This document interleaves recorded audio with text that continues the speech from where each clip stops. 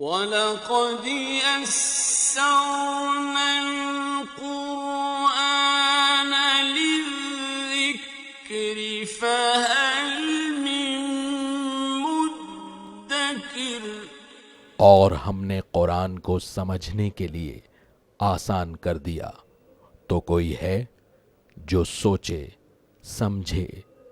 صوت القرآن، قرآن کی آواز۔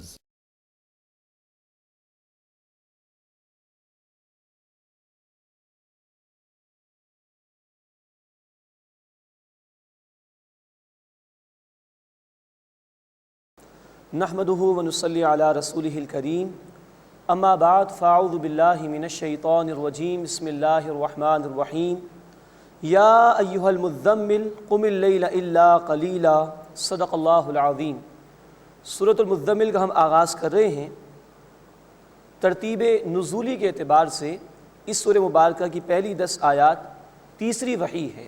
سب سے پہلے سورۃ العلق کی چند ابتدائی آیات، پھر سورہ القلم کی چند ابتدائی آیات، اور تیسرے نمبر پر اس سورہ مبارکہ کی 10 ابتدائی آیات نبی صلی اللہ علیہ وسلم پر نازل ہوئیں۔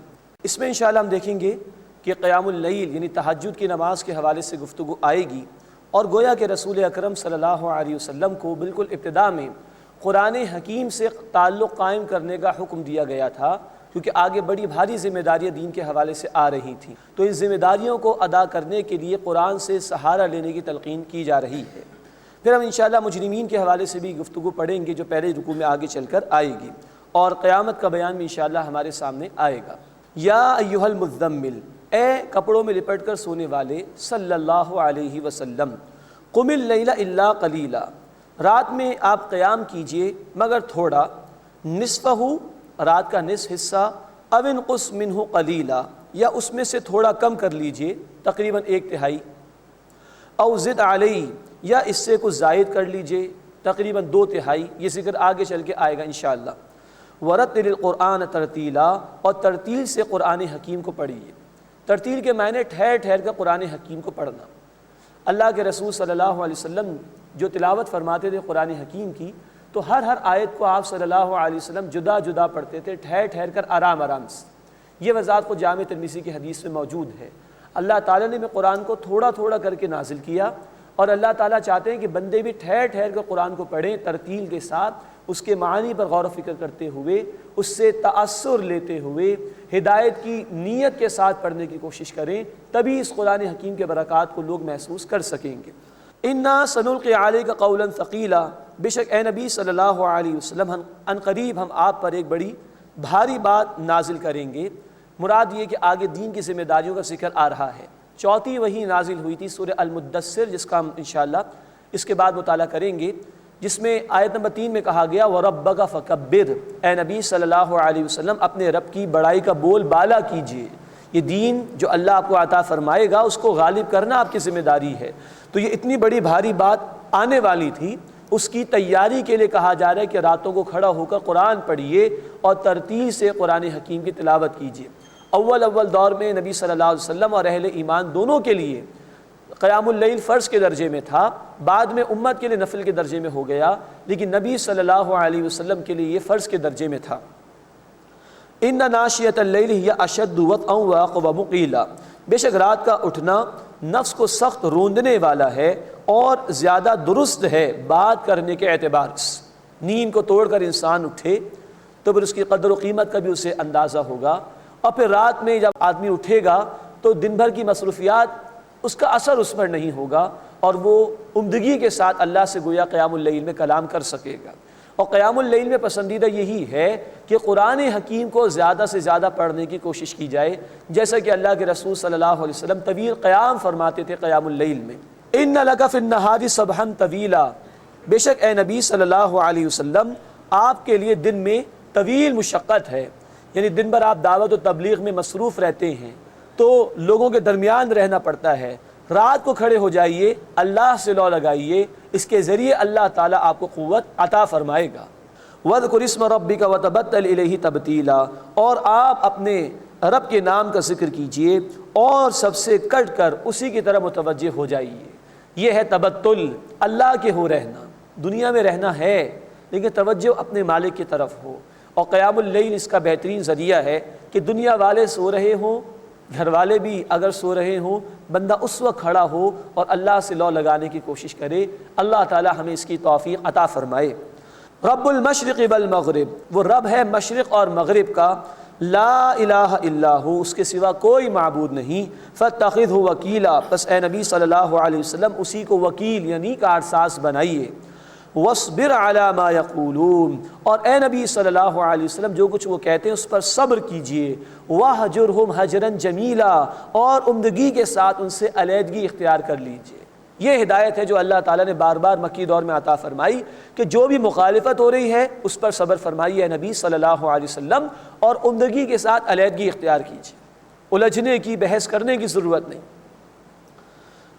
اب اس کے بعد مخالفین کے لیے تنبیہ اس مقام پر اللہ تعالیٰ کی طرف سے بیان ہو رہی ہے۔ وَذَرْنِي وَالْمُكَذِّبِينَ أُولِي النَّعْمَةِ وَمَهِّلْهُمْ قَلِيلًا، اور مجھے اور جھٹلانے والے خوشحال لوگوں کو چھوڑ دیجئے اور ان کو تھوڑی سی مہلت دیجئے، یعنی اللہ تعالیٰ فرمانے کہ ان مخالفت کرنے والوں سے نمٹنے کے لیے میں موجود ہوں۔ إِنَّ لَدَيْنَا أَنْكَالًا وَجَحِيمًا، بے شک ہمارے ہاں بھاری بیڑیاں ہیں اور دہکتی ہوئی آگ ہے۔ وَطَعَامًا ذَا غُصَّةٍ وَعَذَابًا أَلِيمًا، اور کھانا ہے گلے میں اٹک جانے والا اور عذاب ہے دردناک۔ یوم ترجف الارض والجبال وکانت الجبال کثیبا مہیلا، جس دن زمین اور پہاڑ کانپیں گے اور پہاڑ ریزہ ریزہ ہو کر ریت کے تودے ہو جائیں گے۔ انا ارسلنا الیکم رسولا شاہدا علیکم، بے شک ہم نے تمہاری طرف ایک رسول کو بھیجا ہے جو تم پر گواہی دینے والے ہیں، صلی اللہ علیہ وسلم۔ کما ارسلنا الی فرعون رسولا، جیسے ہم نے فرعون کی طرف ایک رسول کو بھیجا تھا یعنی موسیٰ علیہ السلام۔ فعصا فرعون الرسول، پس فرعون نے رسول یعنی موسیٰ علیہ السلام کی نافرمانی کی۔ فاخذناہ اخذا وبیلا، تو ہم نے اسے یعنی فرعون کو بڑی سختی کے ساتھ پکڑا۔ فکیف تتقون ان کفرتم یوما یجعل الولدان شیبا، اگر تم کفر کرو گے تو اس دن سے کیسے بچو گے جو بچوں کو بوڑھا کر دے گا۔ اب یہ فرعون کے انجام کو بیان کر کے مشرکین مکہ کو تنبیہ کی جا رہی ہے کہ وہ تم سے زیادہ طاقتور تھا، اللہ نے ان کو بھی برباد کر دیا، تم بھی برباد کیے جاؤ گے۔ پھر سوچو قیامت کے دن کے متعلق اس دن تمہارا کیا حال ہوگا، جو بچوں کو بھی بوڑھا کر دے گا۔ یہ ہے سختی قیامت کی۔ اللہ تعالیٰ اس دن کی سختی اور رسوائی سے ہماری حفاظت فرمائے۔ السماء منفطر بہ، جس سے آسمان پھٹ جائے گا۔ کان وعدہ مفعولا، یہ وعدہ ہے اس اللہ کا پورا ہونے والا، اپنے وقت پر آ کر وہ پورا ہو جائے گا۔ ان ہذہ تذکرہ، بے شک یہ قرآن ایک نصیحت ہے۔ فمن شاء اتخذ الی ربہ سبیلا، تو جو چاہے اختیار کر لے راستہ اپنے رب کی طرف۔ اوپن انویٹیشن ہے، جو اختیار کرے گا اس قرآن کو اپنے بھلے کے لیے، اور جو انکار کرے گا تو وہ تیار ہو جائے اللہ کی سزا کے لیے۔ اب اس سورہ مبارکہ کا دوسرا رکوع شروع ہو رہا ہے۔ اس کے متعلق ابن عباس رضی اللہ تعالیٰ عنہ کی رائے یہ ہے کہ یہ جو پورا رکوع ہے یہ مدینے میں نازل ہوا، اس لیے کہ اس میں آگے چل کر ہم دیکھیں گے کہ 5 وقت کی نمازوں کا ذکر بھی آ رہا ہے اور اللہ کے راستے میں قتال کا ذکر بھی آ رہا ہے۔ تو قتال کا تو معاملہ پیش ہی آیا مدنی دور میں جا کر۔ تو قرآن کریم میں ایسا بھی ہے کہ مجموعی اعتبار سے کوئی صورت مدنی ہو، اس میں چند آیات مکی ہوں، جیسے سورۃ البقرہ کی آخری 2 آیات وہ معراج کی رات میں نبی صلی اللہ علیہ وسلم کو عطا کی گئیں، لیکن پوری صورت مدنی صورت ہے۔ اسی طرح یہ صورت ہے کہ پہلا رکوع ہم نے پڑھا تقریباً 19 آیات، یہ مکی آیات ہے، لیکن اب جو ہم پورا رکوع پڑھنے جا رہے ہیں آیت نمبر 20 پر جو مشتمل ہے، یہ پورے کے پورے الفاظ جو ہیں وہ مدنی دور میں نازل ہوئے۔ ان ربک یعلم انک تقوم ادنی من ثلثی اللیل، بے شک اے نبی صلی اللہ علیہ وسلم آپ کا رب جانتا ہے کہ آپ 2/3 رات کے قریب قیام کرتے ہیں۔ یہ نصف سے زائد ہو گیا جس کا ذکر شروع میں آیا تھا کہ 2/3، وَنِصْفَهُ وَثُلُثَهُ، اور کبھی آدھی رات اور کبھی اس سے کم یعنی 1/3۔ وَطَائِفَةٌ مِّنَ الَّذِينَ مَعَكَ، اور جو آپ کے ساتھی ان میں سے بھی ایک جماعت، یہ سب اس قیام اللیل کی پابندی کرتے ہیں۔ وَاللَّهُ يُقَدِّرُ اللَّيْلَ وَالنَّهَارَ، اور اللہ رات اور دن کا اندازہ فرماتا ہے، یعنی سب کچھ اللہ نے مقرر کیا ہے۔ اللہ سب کو جانتا بھی ہے کہ کون دن میں کیا کر رہا ہے، رات میں کیا کر رہا ہے۔ علم ان لن تحصوه فتاب علیکم، اللہ کے علم میں تھا کہ تم ہرگز نباہ نہیں سکو گے تو اللہ نے تم پر عنایت فرمائی۔ اب تخفیف کا معاملہ آ گیا۔ فقرؤوا ما تیسر من القرآن، تو قرآن میں سے جس قدر آسانی سے ہو سکے پڑھ لیا کرو۔ اول تو یہ فرض کے درجے میں تھی، بعد میں تخفیف کا اب اعلان ہو رہا ہے۔ نبی صلی اللہ علیہ وسلم کے لیے فرض کے درجے میں رہی، امت کے لیے نفل کے درجے میں آ گئی، لیکن فرض نمازیں جو 5 وقت کی ان کے بعد اہم ترین عبادت جو سب سے زیادہ بندے کو اللہ کے قریب کرتی ہے وہ قیام اللیل ہے۔ فَاقْرَؤْا مَا تَيَسَّرَ مِنَ الْقُرْآنِ، تو قرآن میں سے جس قدر آسانی سے ہو سکے پڑھ لیا کرو۔ عَلِمَ أَن سَيَكُونُ مِنكُم مَّرْضَىٰ، اللہ کے علم میں ہے کہ تم میں سے کوئی بیمار ہوں گے، وَآخَرُونَ يَضْرِبُونَ فِي الْأَرْضِ يَبْتَغُونَ مِن فَضْلِ اللَّهِ، اور کوئی اور ہوں گے جو زمین میں سفر کریں گے روزی تلاش کرتے ہوئے، وَآخَرُونَ يُقَاتِلُونَ فِي سَبِيلِ اللَّهِ، اور کچھ اور ہوں گے جو اللہ کے راستے میں قتال کریں گے۔ فَاقْرَؤْا مَا تَيَسَّرَ مِنْهُ، بس اس میں سے جس قدر ہو سکے انہیں قرآن میں سے پڑھو، وَأَقِيمُوا الصَّلَاةَ، اور نماز قائم کرو، یہ اشارہ 5 وقت کی نماز کی طرف۔ وَآتُوا الزَّكَاةَ، زکوٰۃ ادا کرو۔ وَأَقْرِضُوا اللَّهَ قَرْضًا حَسَنًا، اور اللہ کو قرض دو قرض حسن، خلوص کے ساتھ مال حلال میں سے، اور قرض حسن وہ مال کہ جو اللہ کے دین کی دعوت کے لیے، اللہ کے دین کے غلبے کی جد و جہد کے لیے خرچ کیا جائے۔ وَمَا تُقَدِّمُوا لِأَنفُسِكُم مِّن خَيْرٍ تَجِدُوهُ عِندَ اللَّهِ، اور کوئی نیکی جو تم اپنے لیے آگے بھیجو گے وہ تم اللہ کے ہاں پاؤ گے، ہوا خیر و اعظم اجرا، وہ بہتر ہے اور اجر کے لحاظ سے بھی بہت زیادہ ہے۔ واستغفر اللہ، اور اللہ سے بخشش مانگو، ان اللہ غفور الرحیم، بے شک اللہ بہت بخشنے والا مسلسل رحم فرمانے والا ہے۔ چاہے نمازیں ہی ادا کر رہے ہو اس کے بعد بھی اللہ سے بخشش مانگو۔ بخاری شریف کی حدیث ہے، اللہ کے رسول صلی اللہ علیہ وسلم فرض نماز کے بعد سلام پھیر کر پڑھتے تھے اللہ اکبر، استغفر اللہ، استغفر اللہ، استغفر اللہ۔ مقصد علماء نے یہ بیان کیا کہ اللہ اس نماز میں بھی اگر کوئی کوتاہی رہ گئی ہے تو اس کو معاف فرما دے، میں تیری بخشش چاہتا ہوں۔ واستغفر اللہ، اور اللہ سے بخشش مانگو، ان اللہ غفور الرحیم، بے شک اللہ بہت بخشنے والا مسلسل رحم فرمانے والا ہے۔ بسم اللہ الرحمن الرحیم، یا ایھا المدثر قم فانذر وربک فکبر۔ اب سورہ المدثر کا آغاز ہو رہا ہے۔ اس کی ابتدائی چند آیات یہ چوتھی وحی تھی جو رسول اکرم صلی اللہ علیہ وسلم پر نازل ہوئی تھی۔ سورہ المزمل میں ہم نے دیکھا کہ قیام اللیل کا ذکر کیا گیا، ایک بڑی ذمہ داری آنے والی تھی، اس کی ادائیگی کے لیے قرآن سے تعلق کی تلقین کی گئی۔ اس سورہ مبارکہ میں انشاءاللہ بھی ہم دیکھیں گے کہ نبی صلی اللہ علیہ وسلم کا بنیادی فریضہ بھی بیان ہوا اور آپ کی تکمیلی شان جو کہ دین کو غالب کرنے کی جد و جہد تھی اس کی طرف بھی اشارہ کیا گیا ہے۔ مزید اس صورت میں ہم انشاءاللہ دیکھیں گے کہ اللہ نے مجرمین کا بھی ذکر فرمایا ہے۔ یا ایھا المدثر، اے کپڑوں میں لپٹ کر سونے والے، صلی اللہ علیہ وسلم، قوم کھڑے ہو جائیے، فانذر، پس خبردار کیجیے۔ یہ تمام رسولوں کا بنیادی کام۔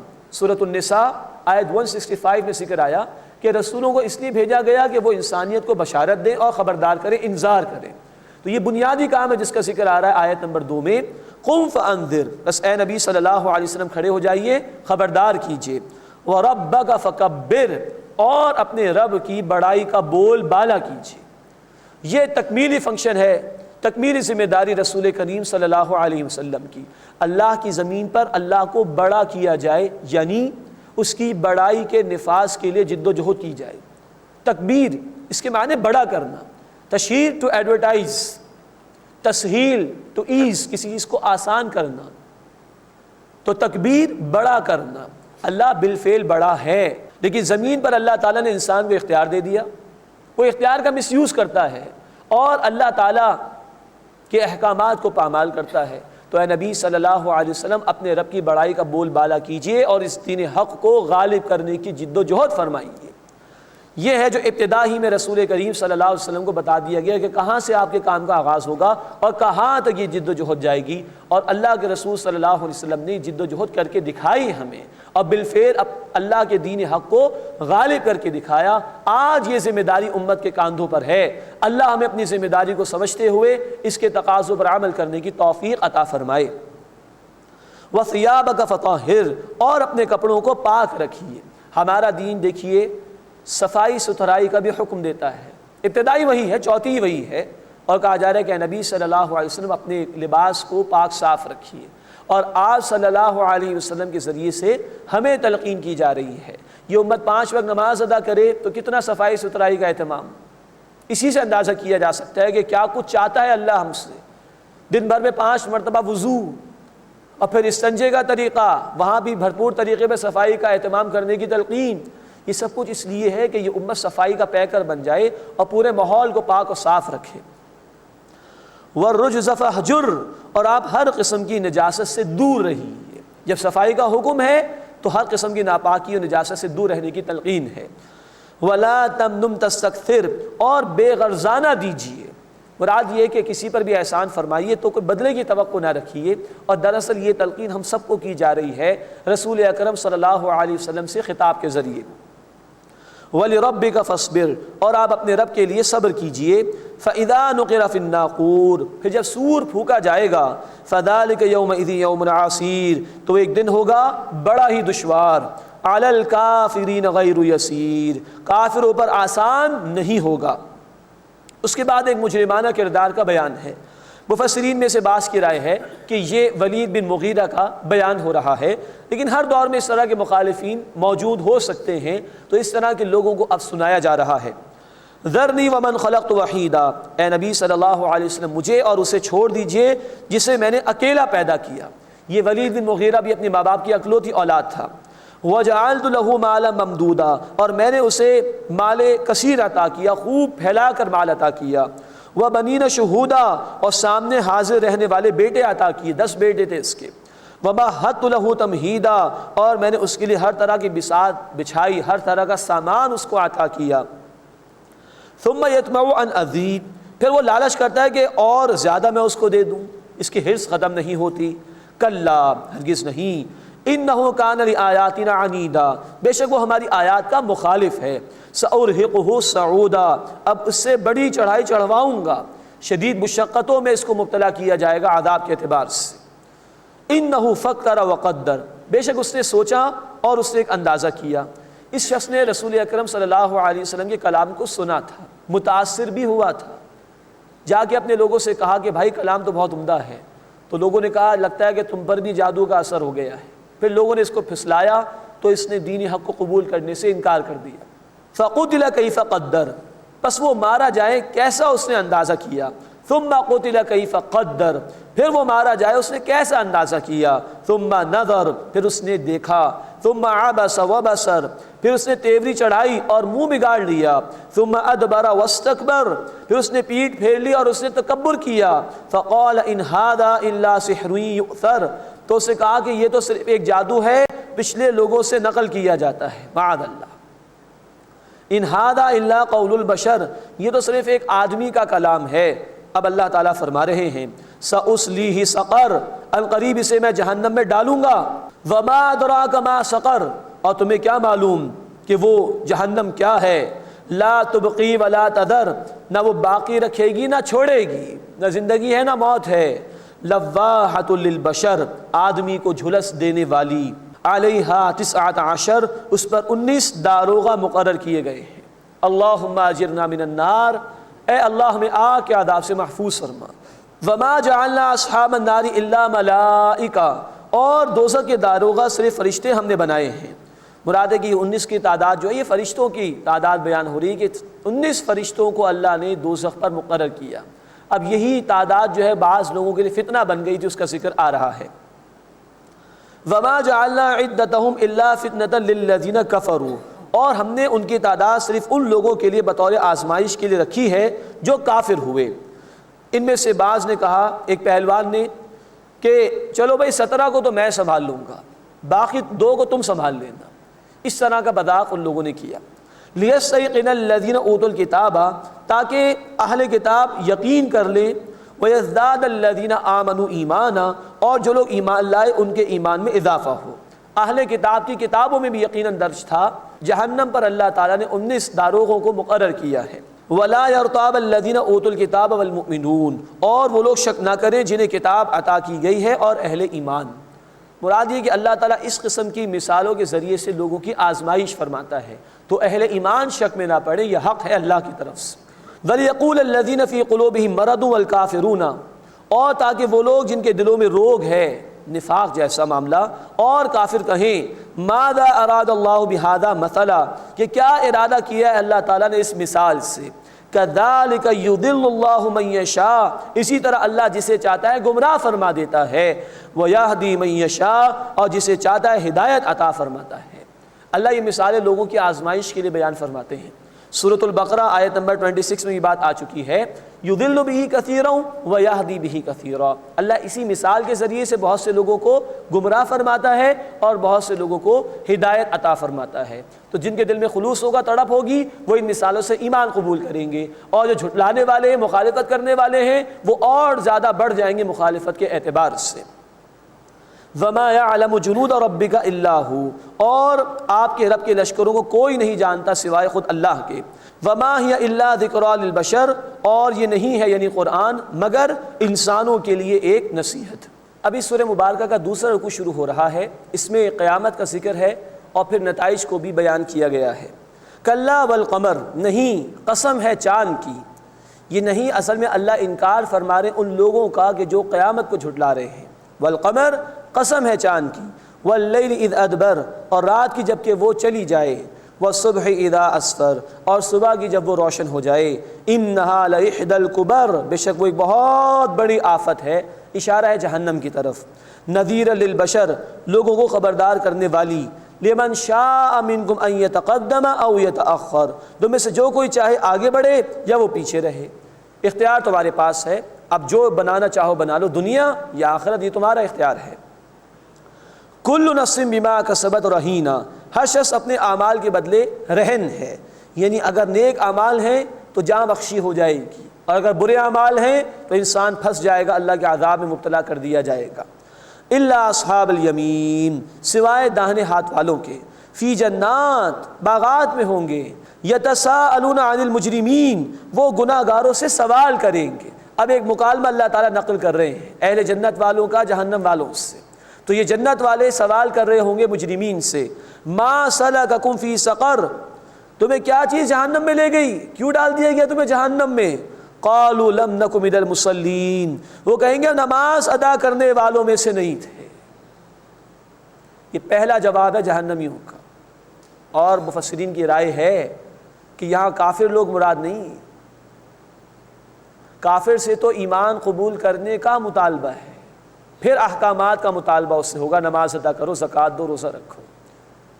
یہ ان مسلمانوں کا ذکر ہو رہا ہے کہ جو نماز کا انکار کرنے والے ہوں، نماز کی ادائیگی کرنے والے نہ ہوں۔ اللہ تعالیٰ میں ان میں ہونے سے محفوظ فرمائے اور تمام نمازوں کا اہتمام کرنے کی توفیق عطا فرمائے۔ قالوا لم نک من المصلین، وہ کہیں گے نماز ادا کرنے والوں میں سے نہیں تھے۔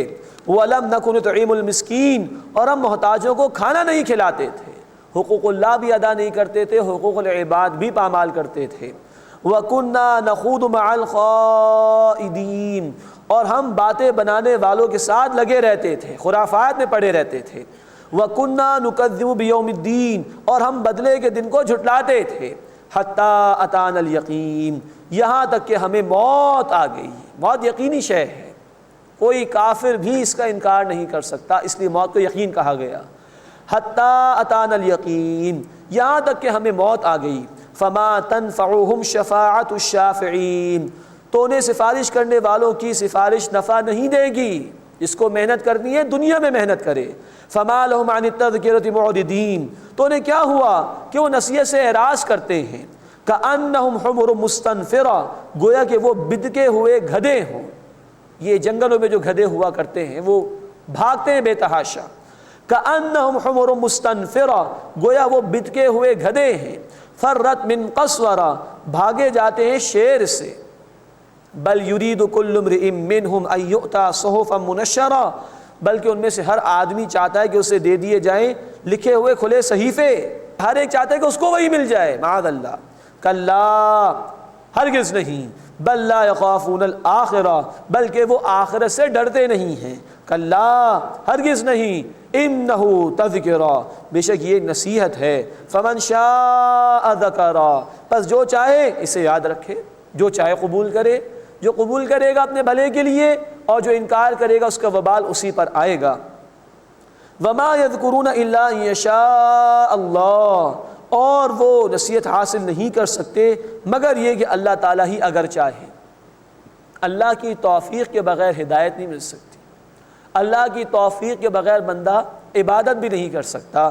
اللہ کے رسول صلی اللہ علیہ وسلم نے ہمیں دعا سکھائی، ہر فرض نماز کے بعد ہمیں پڑھنا چاہیے اللہم اعنی علی ذکرک و شکرک و حسن عبادتک، اے اللہ میری مدد فرما اپنے ذکر کے لیے اور اپنے شکر کے لیے اور اپنی عمدہ عبادت کے لیے۔ وما یذکرون الا ان یشاء اللہ، اور وہ نصیحت حاصل نہیں کر سکتے مگر یہ کہ اللہ ہی چاہے، اللہ کی توفیق کے بغیر ممکن نہیں۔ هو اہل التقوی و اہل المغفرہ، اور وہی اللہ اس بات کا اہل ہے کہ اس کا تقوی اختیار کیا جائے، اس کی نافرمانی سے بچنے کی کوشش کی جائے، اور وہ اللہ ہی اس بات کا اہل ہے کہ اس سے مغفرت طلب کی جائے، وہی معاف فرمانے والا ہے۔ بسم اللہ الرحمن الرحیم۔ لا اقسم بیوم القیامہ ولا اقسم بالنفس اللوامہ۔ اب سورۃ القیامہ کا آغاز ہو رہا ہے، اس کے نام سے ہی ظاہر ہے کہ اس میں قیامت کے حالات کو اللہ تعالیٰ نے بیان فرمایا ہے، اس کے واقع ہونے کے منظر کو بھی اللہ نے بیان فرمایا ہے، اور بڑا عمدہ زوردار ایک خطبہ ہے اللہ تعالیٰ کا جو اس مقام پر ہم پڑھیں گے انشاءاللہ۔ قرآن حکیم کا اسلوب عام طور پر خطبات کا سا ہے، جس میں کبھی مخاطب سے بھی گفتگو ہوتی ہے، کبھی تھرڈ پرسن کے متعلق گفتگو بھی ہوتی ہے، کبھی زور ہے، کبھی نرمی ہے، تو جو خطاب کا ایک انداز ہوتا ہے وہ انداز قرآن کا اسلوب بھی ہے، اور یہ سورہ مبارکہ اس اعتبار سے ایک واضح ترین مثال ہے۔ لا اقسم بیوم القیامہ، نہیں میں قسم کھاتا ہوں قیامت کے دن کی۔ اب یہ نہیں، یہ اصل میں انکار کیا جا رہا ہے ان لوگوں کا جو قیامت کا انکار کر رہے ہیں، کہ تم جو قیامت کو جھٹلا رہے ہو تم جھوٹ کہتے ہو۔ اب اللہ کہہ رہے اقسم بیوم القیامہ، میں قیامت کے دن کی قسم کھاتا ہوں۔ اب یہ زور ہے اللہ تعالیٰ کے الفاظ کا۔ ولا اقسم بالنفس اللوامہ، اور نہیں میں ملامت کرنے والے نفس کی قسم کھاتا ہوں۔ یہ نفس لوامہ عام اصطلاح میں اسے ضمیر کہا جاتا ہے۔ ہمارے اندر اللہ نے ایک ترازو رکھی ہے، ہمارا ضمیر اگر ہم کوئی نیکی کرتے ہیں تو ہمیں شاباش دیتا ہے، ہم اندر اطمینان محسوس کرتے ہیں، اور کوئی بدی ہو جائے تو دل میں کھٹک پیدا ہوتی ہے، ضمیر ملامت کرتا ہے۔ یہ احساس ہی قیامت اور آخرت کی ضرورت کی دلیل ہے۔ دنیا میں اکثر ہم دیکھتے ہیں کہ نیک آدمیوں کو ان کا بدلہ نہیں دیا جاتا، اور اکثر ہم دیکھتے ہیں کہ گناہ کرنے والے وہ معاشرے میں آزاد پھر رہے ہوتے ہیں، حالانکہ عقل کا تقاضا ہے، فطرت اور ضمیر کی پکار ہے کہ اچھائی کا اچھا بدلہ ملنا چاہیے اور برائی کی سزا ملنی چاہیے، لیکن ایسا ہو نہیں رہا، تو ایسا ہونا چاہیے، یہ تقاضا ہے عقل اور فطرت کا۔ اس ضمیر کی اللہ تعالیٰ نے قسم کھائی۔ ولا اقسم بالنفس اللوامہ، اور نہیں میں قسم کھاتا ہوں ملامت کرنے والے نفس کی۔ ایحسب الانسان ان لن نجمع عظامہ، کہ انسان گمان کرتا ہے کہ ہم اس کی ہڈیاں ہرگز جمع نہیں کر سکیں گے؟ بلا، کیوں نہیں، قادرین علی ان نسوی بنانا، ہم تو اس پر قادر ہیں کہ اس کے انگلیوں کے پور پور درست کر دیں۔ پورا وجود تو بہت بڑی شے ہے، ہم اس کی انگلیوں کے پور پور کو درست کر دیں گے، بالکل اسی طرح پیدا کر دیں گے۔ اللہ نے پور پور کا ذکر کیا، اس میں بہت بڑا اشارہ ہے۔ 1880 میں فرانسس گولڈ ایک شخص تھا، اس نے یہ بات ثابت کی کہ دنیا میں 2 افراد بھی ایسے نہیں ہوتے پریکٹیکلی اسپیکنگ کہ جن کی فنگر پرنٹس ایک جیسی ہوں، اور پھر اس کے بعد سے سائنٹیفک میتھڈ کے طور پر مجرمین کی آئیڈینٹیفیکیشن کے لیے فنگر پرنٹس کو استعمال کیا گیا۔ اللہ تعالیٰ نے خاص طور پر اشارہ کیا کہ ان کے انگلیوں کے پور پور کو ہم درست کر دیں گے، اس لیے کہ دنیا کے کسی 2 افراد کے، ایون 2 سگے بھائی ہوں، ایون 2 ٹوئنس بھی اگر ہوں، تو ان کے بھی یہ فنگر پرنٹ سیم نہیں ہوتے۔ اس کی طرف اللہ نے اشارہ فرمایا۔ بل یرید الانسان لیفجر امامہ، بلکہ انسان چاہتا ہے کہ آگے کے لیے بھی گناہ کرتا رہے، وہ فراموش کرتا ہے آخرت کو، جیسے کبوتر آنکھیں بند کر لیتا ہے بلی کو دیکھ کر، حالانکہ کوئی فائدہ نہیں ہو، پکڑا تو جائے گا، بلی اس کو دبوچ تو لے گی۔ تو مجرم آدمی بھی چاہتے ہیں کہ قیامت کا بیان اس کے سامنے نہ ہو۔ آج بھی معاشرے میں وہ لوگ ہیں جب ان کے سامنے موت کا ذکر کیا جاتا ہے، قیامت کا ذکر کیا جاتا ہے، کہتے ہیں خاموش خاموش، ایسی باتیں نہ کرو۔ بھائی کیوں نہ کرے، حقیقت ہے، موت آنی ہے، قیامت میں اللہ کے حضور پیشی ہے، جواب دہی ہے، لیکن انسان چاہتا ہے کہ آئندہ بھی وہ گناہ کرتا رہے، اس لیے فرار اختیار کرتا ہے اور قیامت کو بھلاتا ہے۔ یسأل ایان یوم القیامہ، پوچھتا ہے کہ وہ قیامت کا دن کب ہوگا۔ اب یہ پوچھنا اس لیے نہیں کہ اس کو بتا دیا جائے تو وہ عمل کرے گا، یہ فرار اختیار کرنے کے لیے ہے۔ جیسے وہ مشرکین مکہ یہ بھی کہتے تھے، اچھا جو مر گئے ان کو زندہ کر کے لا کے دکھاؤ، یہ کہہ کے فرار اختیار کرنا چاہتے تھے۔ تو یہ بھی سوال انہی سوالات میں سے جو اعتراض کے طور پر ہوتے تھے۔ یسأل ایان یوم القیامہ، وہ پوچھتا ہے کہ وہ قیامت کا دن کب ہوگا۔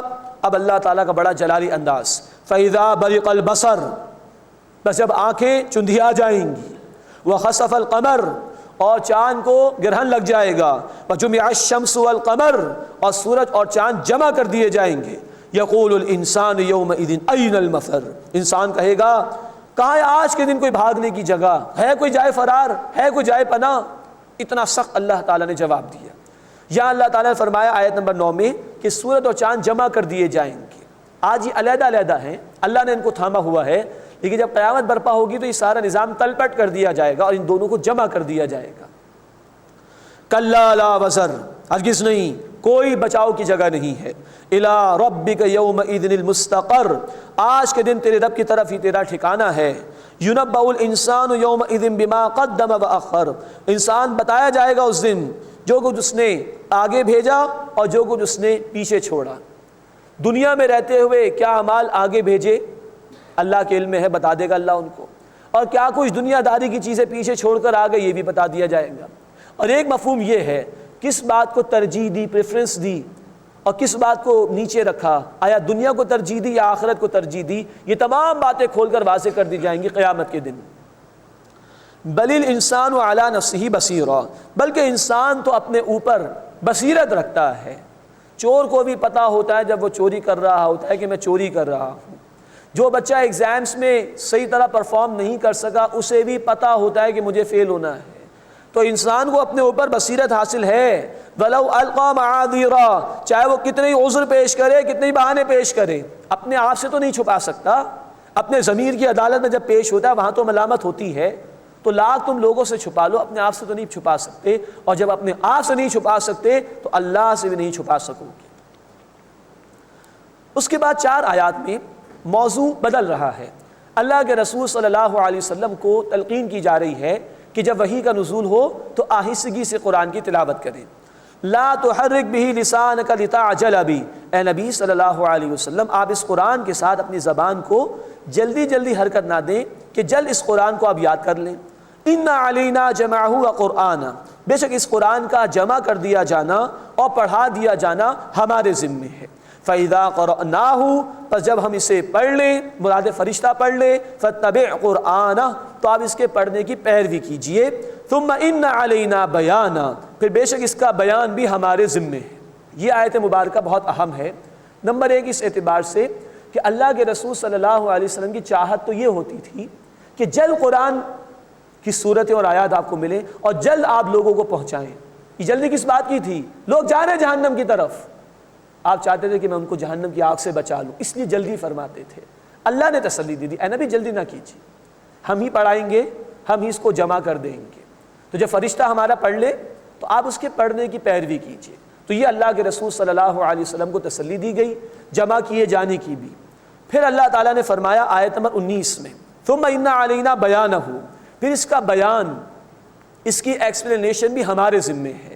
اب قرآن اللہ کا کلام ہے، ایک کتاب ہے اللہ کی، دنیا کی کوئی بھی کتاب ہو اس کی ایکسپلینیشن اس کے علاوہ ہوتی ہے۔ تو قرآن کا بیان وہ ہے جس کو ہم عام اصطلاح میں سنت یا حدیث رسول کہتے ہیں صلی اللہ علیہ وسلم۔ یہ بیان بھی اللہ کی طرف سے ہے۔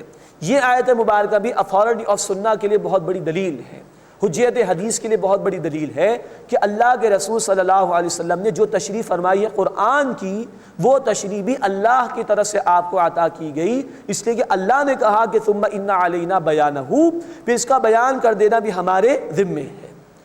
اور جو اس صورت کا موضوع قیامت ان 4 آیات کا اس سے تعلق یہ ہے کہ جو اللہ اپنا کلام دے رہا ہے جبریل امین علیہ السلام، جبریل امین علیہ السلام نازل کر رہے ہیں قلب محمدی صلی اللہ علیہ وسلم پر، اور پھر آپ صلی اللہ علیہ وسلم کی زبان مبارک سے صحابہ سن رہے ہیں، حفظ بھی کر رہے ہیں، لکھ بھی رہے ہیں۔ تو جس طرح اللہ یہ ان الفاظ کو جمع کرنے پر قادر ہے، وہ اللہ اس بات پر بھی قادر ہے کہ لوگوں کے اقوال اور ان کے اعمال کو جمع فرما دے اور قیامت کے دن ان کے سامنے پیش کر دے۔ کلا، ہرگز نہیں۔ اب پھر وہی قیامت کا موضوع آ گیا، بل تحبون العاجلہ، بلکہ تم تو جل مل جانے والی دنیا سے محبت کرتے ہو، وتذرون الآخرہ، اور آخرت کو چھوڑ دیتے ہو۔ تم دنیا پرست لوگ ہو گئے ہو، دنیا ہی کو تم نے محبوب بنا لیا، آخرت کو فراموش کر دیا۔ اب وہاں کے نتائج، وجوہ یومئذ ناظرہ، اس دن بہت سے چہرے بارونق ہوں گے، خوش و خرم ہوں گے، چمک رہے ہوں گے، الی ربہا ناظرہ، اپنے رب کی طرف دیکھتے ہوں گے۔ بخاری شریف کی حدیث ہے، اللہ کے رسول صلی اللہ علیہ وسلم نے فرمایا تم اپنے رب کا دیدار اس طرح کرو گے جیسے 14ویں کے چاند کو بالکل صاف شفاف دیکھتے ہو۔ اللہ ہمیں اس دیدار کا مستحق بننے کے لیے محنت کی توفیق عطا فرمائے۔ آج مہلت ہے، اللہ ہمیں اس مہلت سے فائدہ اٹھا کر عمل کرنے کی توفیق عطا فرمائے۔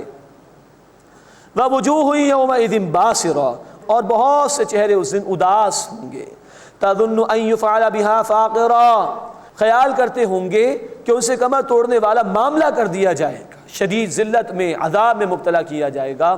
اللہ اس برے انجام سے ہماری حفاظت فرمائے۔ اب اس کے بعد دنیا میں آنے والی ایک قیامت کا ذکر ہے، یعنی انسان کی موت۔ اللہ کے رسول صلی اللہ علیہ وسلم نے فرمایا، جامع ترمذی کی حدیث ہے، من مات فقط قامت قیامتہ، جس کی موت واقع ہو گئی اس کی تو قیامت واقع ہو گئی۔ کلا، ہرگز نہیں، اذا بلغت التراقی، جب جان حلق تک پہنچ جائے گی، وقیل من اراق، اور کہا جائے گا کوئی ہے جھاڑ پھونک کرنے والا، وظن انہ الفراق، اور وہ گمان کر لے گا کہ جدائی کی گھڑی ہے، مرنے والے کو پتا ہوگا کہ اب مجھے جانا ہے۔ والتفت الساق بالساق، اور ایک پنڈلی دوسری پنڈلی سے لپٹ جائے گی۔ یہ ہے موت کی سختی۔ ہم پڑھ چکے ہیں سورہ قاف کی آیت نمبر 19 میں، وجاءت سکرۃ الموت بالحق، اور آ گئی موت کی سختی حق کے ساتھ۔ ذالک ما کنت منہ تحید، یہ ہے جس سے تو فرار اختیار کرتا تھا۔ یہ پنڈلی کا پنڈلی پر لپٹ جانا یہ انتہائی سختی کی علامت ہے۔ اللہ تعالیٰ ہمیں موت کی سختی سے محفوظ فرمائے۔ اللہم انا نعوذ بک من سکرات الموت، اے اللہ ہم تیری پناہ میں آنا چاہتے ہیں موت کی سختی سے۔ والتفت الساق بالساق، اور ایک پنڈلی دوسری پنڈلی سے لپٹ جائے گی۔ الی ربک یومئذ المساق، اس دن تجھے اپنے رب کی طرف ہی چلنا ہوگا، اسی کی طرف جانا ہوگا۔ اب دوسرا رکوع آ رہا ہے، اس میں اللہ نے ایک نافرمان کردار کا ذکر کیا ہے اور دوبارہ تخلیق کو بیان فرمایا ہے۔ فلا صدق ولا صلی، نہ اس نے تصدیق کی اور نہ اس نے نماز ادا کی۔ یہ ایک برے کردار کا ذکر ہے۔ بعض مفسرین نے ابو جہل کا بھی ذکر کیا ہے۔ یہاں تصدیق کے فوراً بعد نماز کا ذکر آیا۔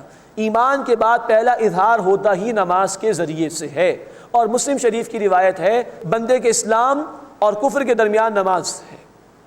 نماز ادا کر رہا ہے اسلام کی طرف، ایمان ہے، نماز ادا نہیں کر رہا جا رہا ہے کفر کی طرف۔ فلا صدق ولا صلی، نہ اسے تصدیق کی اور نہ اس نے نماز ادا کی۔ ولکن کذب وتولی، بلکہ اس نے جھٹلایا اور منہ موڑ لیا۔ ثم ذهب الى اهله يتمطى، پھر اپنے گھر والوں کی طرف اکڑتا ہوا چلا گیا، خوب مگن تھا دنیا کے اندر۔ اولی لک فاولی، ہلاکت ہے تجھ پر، ہلاکت ہے تجھ پر۔ ثم اولی لک فاولی، پھر ہلاکت ہے تجھ پر، ہلاکت ہے تجھ پر۔ یہ ہے جو شدید الفاظ اللہ نے استعمال کیے ایسے نافرمانوں کے لیے۔ اللہ اس برے انجام سے ہماری حفاظت فرمائے۔ ایحسب الانسان ان یترک سدی، کیا انسان یہ گمان کرتا ہے کہ وہ یوں ہی چھوڑ دیا جائے گا؟ یہ بہت بڑی غلط فہمی انسانیت کی۔ اللہ تعالیٰ نے بیان فرمایا ہے سورۃ المؤمنون آیت نمبر 115 میں، افحسبتم انما خلقناکم عبثا وانکم الینا لا ترجعون، کیا تم نے سمجھ لیا کہ ہم نے تمہیں ایسے ہی بیکار پیدا کیا، بے مقصد، اور تمہیں ہماری طرف لوٹ کر نہیں آنا؟ فتعال اللہ الملک الحق، اللہ جو سچا بادشاہ ہے بہت بلند ہے اس بات سے کہ بغیر کسی مقصد کے کسی شے کو پیدا کرے، اور تم انسان جو کہ اشرف المخلوقات ہے، سوال ہی پیدا نہیں ہوتا کہ تمہیں چھوڑ دیا جائے۔ تمہیں بامقصد طور پر پیدا کیا گیا ہے اور دنیا میں امتحان کے لیے بھیجا گیا ہے، اور تمہیں لوٹایا جائے گا، دوبارہ زندگی عطا کی جائے گی قیامت کے دن۔ ایحسب الانسان ان یترک سدی، کیا انسان گمان کرتا ہے کہ یوں چھوڑ دیا جائے گا؟ الم یک نطفۃ من منی یمنی، کیا وہ منی کا ایک نطفہ یعنی قطرہ نہ تھا جو کہ ٹپکایا گیا؟ یہ الفاظ قرآن میں ایک سے زائد مرتبہ آئے ہیں اور بہت بڑی حقیقت کی طرف اللہ تعالیٰ نے توجہ دلائی ہے۔ جو بچے کی ولادت کا عمل ہے، ایک والد اور ایک والدہ یعنی شوہر اور ایک بیوی کے نطفوں کے ملاپ کے ذریعے سے یہ عمل جو ہے وجود میں آتا ہے۔ اس کی سائنٹیفک جو ڈیٹیلز ہیں وہ آج ہمیں ڈاکٹرز یوں بیان کرتے ہیں کہ ایک حصہ آتا ہے مرد کی جانب سے جس کو اسپرم کہا جاتا ہے، اور ایک حصہ آتا ہے عورت کی جانب سے جس کو اوم کہا جاتا ہے۔ ان میں کروموزومز ہوتے ہیں جن کے ملاپ سے پھر یہ تخلیق کا عمل ہوتا ہے۔ تو جو 23rd پیئر ہے کروموزومز کا، وہ سیکس کروموزوم ہوتا ہے، وہ ڈیسائیڈنگ فیکٹر ہوتا ہے کہ اب جو بھی ولادت ہونے والی ہے آیا وہ لڑکا ہوگا یا لڑکی ہوگی۔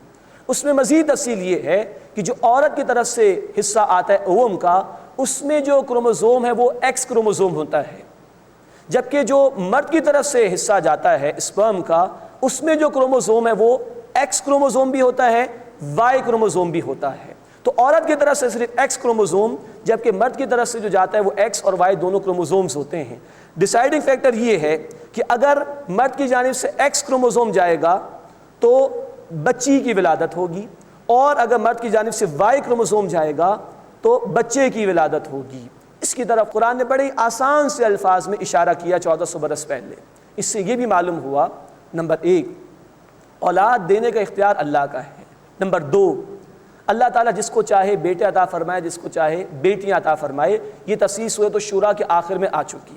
اگر کچھ لوگ کبھی اپنی بہو کو یا کبھی اپنی بہن کو یا اپنی کبھی بیٹی کو مورد الزام ٹھہراتے ہیں کہ تمہارے یہاں بیٹی کیوں پیدا ہو رہی ہے، تو سائنٹیفکلی اسپیکنگ انہیں اس عورت کو مورد الزام نہیں ٹھہرانا چاہیے۔ اپنے بھائی کو جو کہ اس عورت کا شوہر ہے، یا اپنے بیٹے کو جو بہو کا شوہر ہے، اس کو مورد الزام ٹھہرانا چاہیے کہ اس کی جانب سے ایکس کروموزوم جا رہا ہے تو بیٹی پیدا ہو رہی ہے، اگر وائی جاتا تو پھر بیٹا پیدا ہو جاتا۔ اس کی طرف قرآن نے بڑے لطیف انداز میں اشارہ کیا ہے۔ بہرحال یہ اولاد کا کلیتاً اختیار اللہ ہی کے لیے ہے، لیکن یہاں اللہ نے اشارہ کیا اس بات کی طرف۔ الم یکن نطفۃ من منی یمنا، کیا وہ منی کا ایک نطفہ قطرہ نہیں تھا جو ٹپکایا گیا؟ اب یہ ٹپکانے کا عمل مرد کی جانب سے ہے۔ ثم کان علقۃ فخلق فسوى، پھر وہ علقہ ہو گیا، پھر اللہ نے اسے تخلیق فرما دیا۔ یہ علقہ کی تفصیل آ چکی ہے سورۃ الحج آیت نمبر 5 اور سورۃ المؤمنون آیات 12 سے لے کے 14 کے درمیان، کہ وہ جو زائگوٹ بنتا ہے، یعنی مرد اور عورت کی طرف سے جو حصے آئے ان کے ملاپ سے، وہ رحم مادر یوٹرس کی دیوار پر جا کے لٹک جاتا ہے اور وہاں سے وہ اپنی غذا حاصل کرتا ہے۔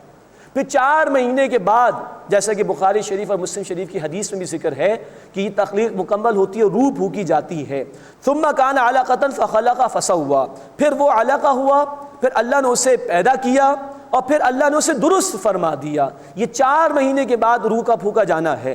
فجعل منہ الزوجین الذکر والانثی، پھر اس سے مرد اور عورت 2 اقسام بنا دی۔ سائنٹیفکلی اسپیکنگ یہ 4 مہینے کے بعد جا کے پاسبلٹی ہوتی ہے کہ یہ چیک اور ڈیسائیڈ کیا جا سکے کہ رحم مادر میں جو بچہ ہے وہ آیا لڑکا ہے یا لڑکی ہے۔ فجعل منہ الزوجین الذکر والانثی، پھر اس کی مرد اور عورتیں 2 اقسام بنا دیں۔ الیس ذلک بقادر علی ان یحیی الموتیٰ، کیا وہ اللہ جو یہ سب کچھ کر رہا ہے، اتنے مراحل سے گزار رہا ہے، اس بات پر قادر نہیں کہ وہ مردوں کو دوبارہ زندگی عطا فرمائے؟ بلا، یقیناً اے اللہ تو اس بات پر قادر ہے۔ اللہ ہمیں قیامت کو یاد رکھنے اور آج اس دنیا میں ہماری موت کے آنے سے پہلے پہلے اس اصل زندگی کی تیاری کی توفیق عطا فرمائے۔ آمین یا رب العالمین۔ وآخر دعوانا ان الحمد للہ رب العالمین۔